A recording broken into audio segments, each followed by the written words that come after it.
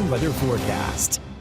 We started out this morning with a little bit of sunshine, a beautiful sunrise, and then watch those clouds roll in today, eventually bringing some scattered showers in and around the valley. And you can see we are dense overcast right now, kind of those flat clouds. Those are the stratus clouds that are pretty common with an event like this. Low pressure system off the coast that you see right in here. This is what has been bringing us that rain. Tomorrow it kind of moves in a little bit and then is going to make its way back out to sea, and that'll take that system with it. But right now, still finding some of the rain heavy at times out towards the Richmond area, Tidewater, all the way out to Virginia Beach. For us, most of the rain that's moving in here is quite a bit lighter, but at least it is something falling from the sky after what has been weeks of dry weather in a lot of our hometowns. Now, the issue with this now is a lot of it's breaking up as it moves toward the west. We just don't have quite as much of wet weather or dew points as high toward the west as we do toward the east, and so that's why you're getting a little bit more of a steadier rain in Lovingston, Keysville, all the way to South Boston.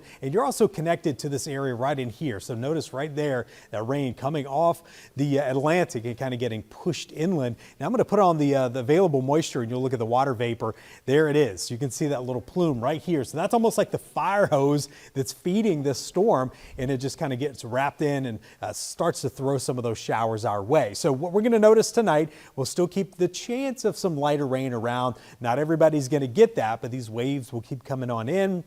Don't be surprised if you're out this evening that you run into some of those showers. I would definitely take the umbrellas with you just in case, but you may not need it. Tomorrow morning, we'll get any of those showers out quickly, and then by the afternoon, notice that that system begins to pull away, and we'll actually have some increasing sunshine as we get into the second half of our Wednesday. So a much drier day expected for most areas. Tonight, we'll get down into those 50s. Not expecting it to be as cool as previous nights. When you get the cloud coverage, it kind of traps in that heat and keeps it a little bit closer to the surface. And then tomorrow, expecting our highs to be into the low to mid 70s. So a little warmer than today because we are expecting some late day sunshine. And I think we'll probably hit these numbers a little bit later than we may normally, just because it's going to take a while to get that sun back in. Rain chances going down as we get into Thursday, Friday, and Saturday. But by Sunday, we're going to bring back in a better chance of some scattered showers with our next cold front.